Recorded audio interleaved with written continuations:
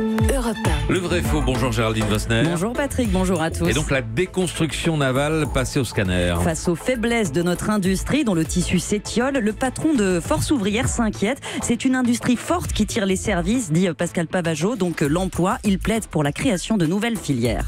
Nous poussons pour avoir une filière de la déconstruction navale qui serait en France la première entreprise qui permettrait de déconstruire proprement les navires. Ça n'existe nulle part dans le monde. Des entreprises de déconstruction propre des bateaux, ça n'existe nulle part, vrai ou faux?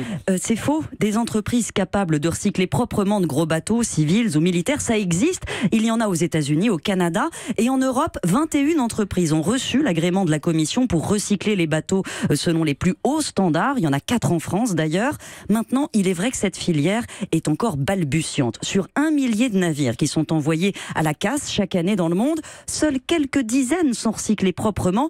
90% des bateaux européens partent dans des usines en Asie du Sud, en Turquie, où souvent on les échoue sur la plage. Des centaines de travailleurs les démontent à ciel ouvert, sans protection, sans traitement de l'amiante, du mercure, des résidus toxiques. Un scandale à la fois humain, des centaines d'ouvriers meurent ou sont mutilés sur ces chantiers, et environnemental, puisque ces déchets se répandent, sans compter qu'il faut remorquer les navires jusque dans ces cimetières de Hambourg au Bangladesh, 17 000 km, alors qu'on pourrait parfaitement les démanteler chez nous. Pourquoi on ne le fait pas alors?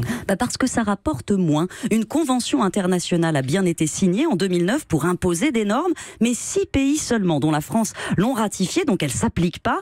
Et son vieux bateau, un armateur va le vendre au Bangladesh 400 $ la tonne, alors qu'en France ce sera 50 ou 100 $. Donc lui faire traverser la planète, ça reste plus rentable. Du coup, nos entreprises travaillent en sous-capacité. Il n'y a toujours aucun site de recyclage en Méditerranée. Elles ne se développent pas.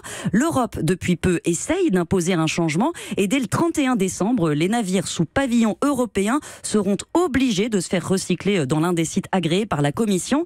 Mais cette règle, elle sera facile à contourner.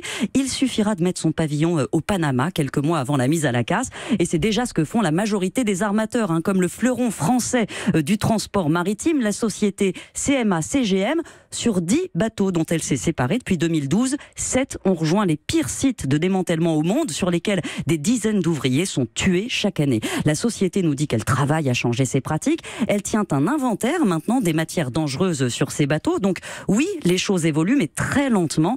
Pourtant, l'intérêt économique pour nous est évident. La France a une expertise dans les domaines navals et militaires. Elle pourrait devenir un centre à la fois de construction et de recyclage, les deux activités se complétant l'une l'autre. C'est à cela d'ailleurs que travaillent nos entreprises pour le jour où les vents tourneront. Quand les vents tourneront, nous nous en allerons. Merci, c'était Géraldine Vosner.